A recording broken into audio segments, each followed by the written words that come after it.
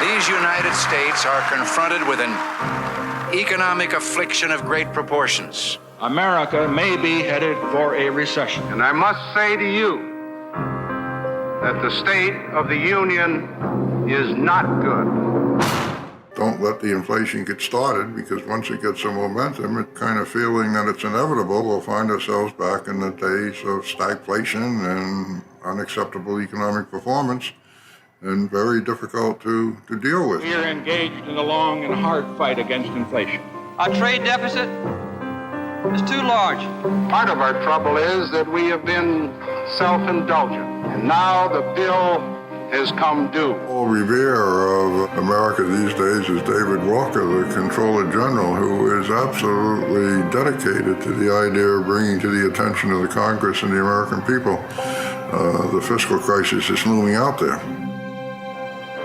The United States is not exempt from the laws of prudent finance. The American people understand that. You can't spend more money than you make, charge the credit card to an unlimited fashion without having some day of reckoning. That's just a fact. With respect to the fiscal crisis looming out there in the future, we'll see whether a democracy can deal with an obvious problem that's going to be present in not too many years, and the earlier we take action to deal with it, the better. Never, during any war that we had, whether it's external or internal, during the Great Depression, we never had public debt to GDP over 35 to 40%. World War II was the exception. It was the exception because we were betting the ranch. We saved the free world. We defeated the Axis powers. We avoided attack on our homeland. We prevailed. And after World War II, we restored fiscal sanity. We invested in infrastructure and human capital. We grew the economy much faster than the debt. We didn't pay down the debt. We grew the denominator, debt to GDP, faster than the numerator, and debt to GDP plummeted to around 35 to 40% by 1980. We will continue along the path toward a balanced budget.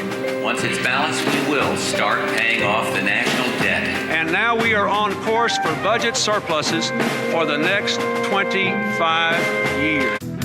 Article 5 of the U.S. Constitution describes the ways that the Constitution can be amended, which has happened 27 times as of 2019, first with the Bill of Rights and 17 times since.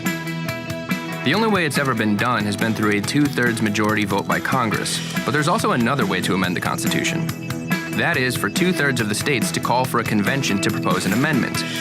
If 34 states call for a convention, Congress is required to schedule one, and at this convention, an amendment can be proposed. Congress then sends the proposed amendment out to the states for ratification, meaning each state legislature now gets to vote on whether to keep or scrap the amendment produced by the convention. If, and only if, 3/4 of the states ratify it, the proposed amendment would then become law. A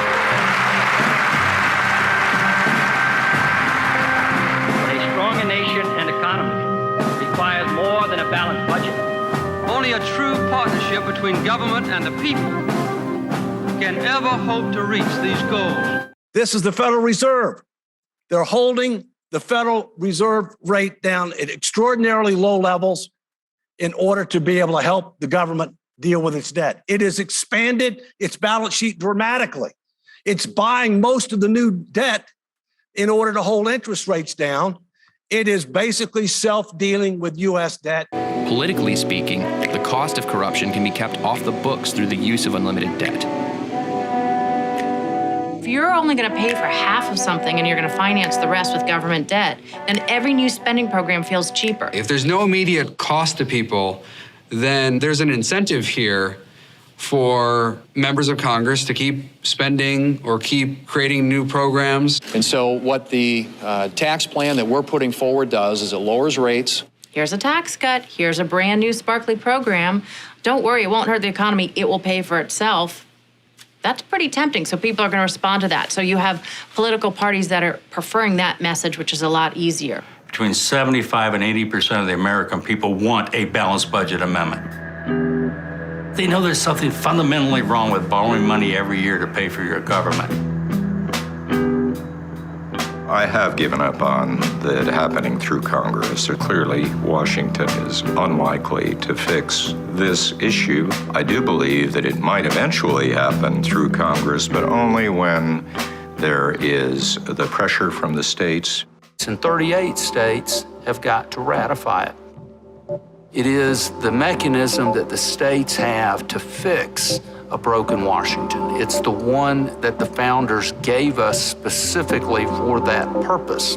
And it would cause Congress to become much more accountable to the states and the people than they currently are. Unless we act forcefully, and now, the economy will get worse. But I pledge to you tonight that the full powers of this government will be used to keep America's economy producing.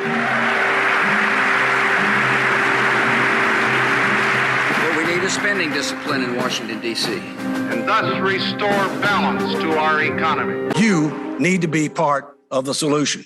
We can either conform, we can quit, or we can fight. And I've chosen to fight.